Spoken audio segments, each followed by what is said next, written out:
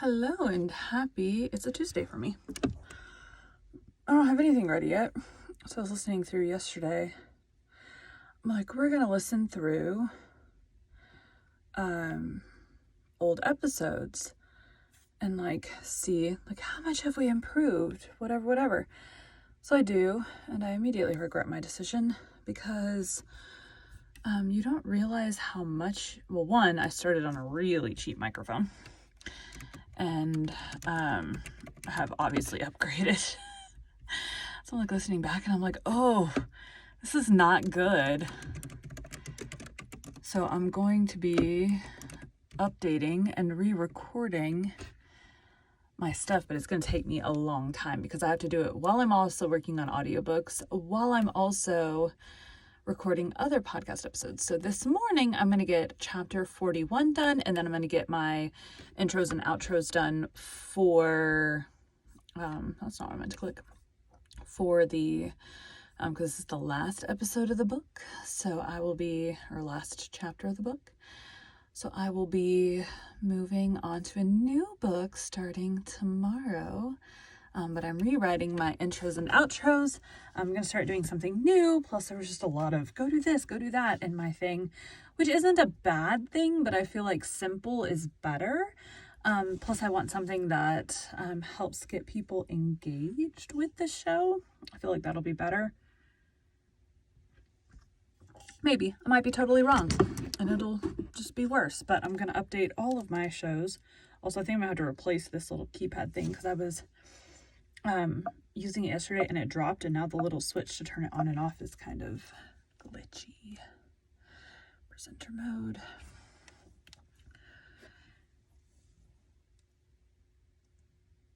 Chapter 41. Love takes up the glass of time. I've come to ask you to go for one of our old-time rambles through September woods and over hills where spices grow this afternoon, said Gilbert, coming suddenly around the porch corner. Suppose we visit Hester Gray's garden.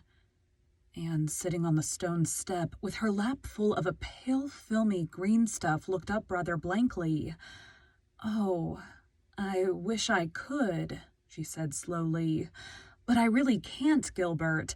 I'm going to Alice Penhallow's wedding this evening, you know. I've got to do something to this dress, and by the time it's finished, I'll have to get ready. I'm so sorry. I'd love to go. Well, can you go tomorrow afternoon, then? Asked Gilbert, apparently not much disappointed. Yes, I think so. In that case, I shall hie me home at once to do something I should otherwise have to do tomorrow. So Alice Penhallow is to be married tonight. 3 weddings for you in one summer, Anne. Phil's, Alice's, and Jane's. I'll never forgive Jane for not inviting me to her wedding. You really can't blame her when you think of the tremendous Andrews connection who had to be invited. The house could hardly hold them all.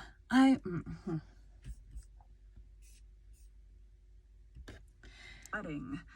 You really can't blame her when you think of the tremendous Andrews connection who had to be invited. The house could hardly hold them all. I was only bidden by grace of being Jane's old chum, at least on Jane's part. I think Mrs. Harmon's motive for inviting me was to let me see Jane's surpassing gorgeousness.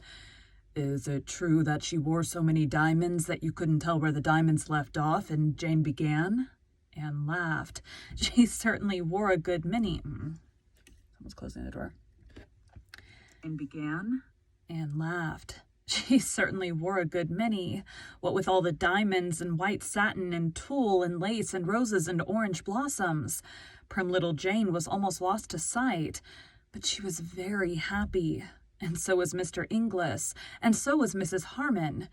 Is that the dress you're going to wear tonight? Asked Gilbert, looking down at the fluffs and frills. Yes. Isn't it pretty?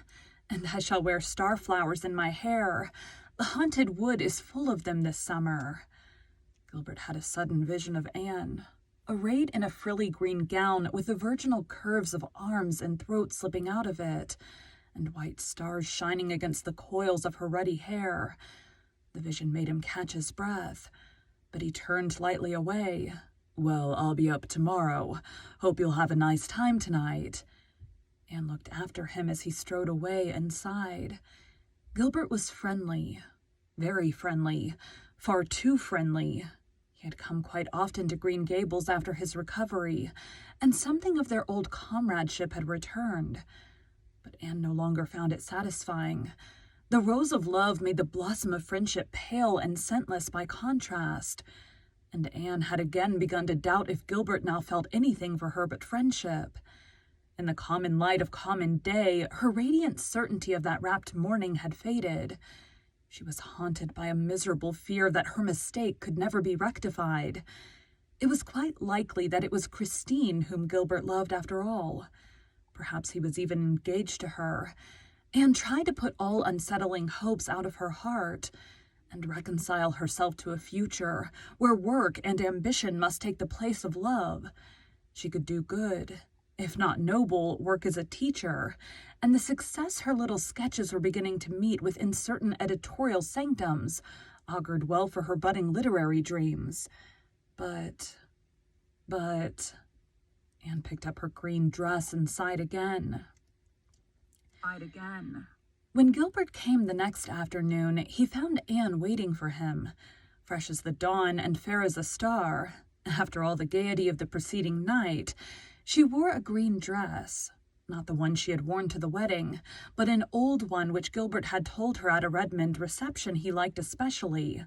It was just the shade of green that brought out the rich tints of her hair, and the starry gray of her eyes, and the iris-like delicacy of her skin. Gilbert, glancing at her sideways as they walked along a shadowy wood path, thought she had never looked so lovely. Anne, glancing sideways at Gilbert now and then, thought how much older he looked since his illness. It was as if he had put boyhood behind him forever. The day was beautiful, and the way was beautiful. Anne was almost sorry when they reached Hester Gray's garden and sat down on the old bench. But it was beautiful there, too, as beautiful as it had been on the faraway day of the golden picnic, when Diana and Jane and Priscilla and she had found it. Then it had been lovely with narcissus and violets. Now goldenrod had kindled its fairy torches in the corners, and asters dotted it bluely. The call of the brook came up through the woods from the valley of birches with all its old allurement. The mellow air was full of the purr of the sea. Beyond were fields rimmed by fences, bleached silvery gray in the suns of many summers, and long hills scarfed with the shadows of autumnal clouds. With the blowing of the west wind, old dreams returned. "I think," said Anne softly, "that the land where dreams come true is in the blue haze yonder, over that little valley." "Have you any unfulfilled dreams, Anne?" asked Gilbert. Something in his tone, something she had not heard since that miserable evening in the orchard at Patty's place, made Anne's heart beat wildly, but she made answer lightly. "Of course, everybody has. It wouldn't do for us to have all our dreams fulfilled. We would be as good as dead if we had nothing left to dream about. What a delicious aroma that low-descending sun is extracting from the asters and ferns. I wish we could see perfumes as well as smell them. I'm sure they would be very beautiful." Gilbert was not to be thus sidetracked. "I have a dream," he said slowly. "I persist in dreaming it, although it has often seemed to me that it could never come true. I dream of a home with a hearth fire in it, a cat and dog, the footsteps of friends, and you." Anne wanted to speak, but she could find no words. Happiness was breaking over her like a wave. It almost frightened her. "I have a question." Get a drink real quick.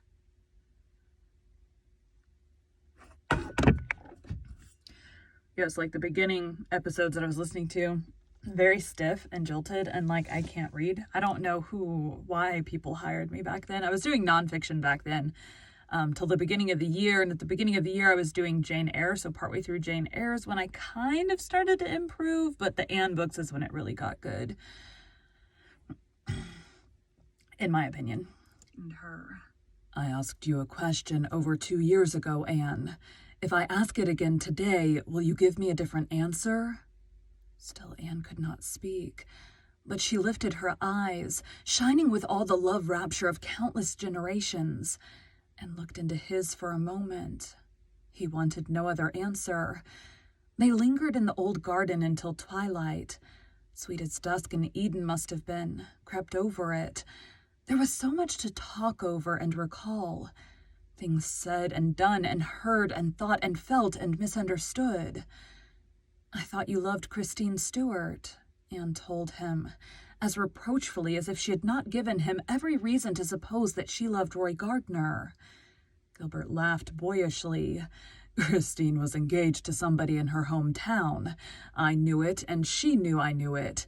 When her brother graduated, he told me his sister was coming to Kingsport the next winter to take music, and asked me if I would look after her a bit, as she knew no one and would be very lonely. So I did. And then I liked Christine for her own sake. She's one of the nicest girls I've ever known. I knew college gossip credited us with being in love with each other. I didn't care. Nothing mattered much to me for a time there, after you told me you could never love me, Anne. There was nobody else. There never could be anyone else for me but you. I've loved you ever since that day you broke your slate over my head in school." "I don't see how you could keep on loving me when I was such a little fool," said Anne. "Well, I tried to stop," said Anne. "Well, I tried to stop," said Gilbert frankly. "Not because I thought you said Anne. "Well, I tried to stop," said Gilbert frankly. "Not because I thought you what you call yourself, but because I felt sure there was no chance for me after Gardner came on the scene. But I couldn't. And I can't tell you either what it's meant for me these 2 years to believe you were going to marry him, and be told every week by some busybody that your engagement was on the point of being announced. I believed it until one blessed day when I was sitting up after the fever. I got a letter from Phil Blake, in which she told me there was really nothing between you and Roy, and advised me to try again. Well, the doctor was amazed at my rapid recovery after that." Anne laughed, then shivered. "I can never forget the night I thought you were dying, Gilbert. Oh, I knew then, and I thought it was too late. But it wasn't, sweetheart. Oh, Anne, this makes up for everything, doesn't it? Let's resolve to keep this day sacred to perfect beauty all our lives for the gift it has given us." "It's the birthday of our happiness," said Anne softly. "I've always loved this old garden of Hester Gray's, and now it will be dearer than ever." "But I'll have to ask you to wait a long time, Anne," said Gilbert sadly. "It will be 3 years before I finish my medical course, and even then there will be no diamond sunbursts and marble halls." Anne laughed. Scroll up real quick. This is like the best part of it. I love this part so much. Anne laughed. "I don't want sunbursts and marble halls. I just want you. You see, I'm quite as shameless as Phil about it. Sunbursts and marble halls may be all very well, but there's more scope for imagination without them. And as for the waiting, that doesn't matter. We'll just be happy, waiting and working for each other and dreaming. Oh, dreams will be very sweet now." Gilbert drew her close to him and kissed her. Then they walked home together in the dusk, crowned king and queen in the bridal realm of love, along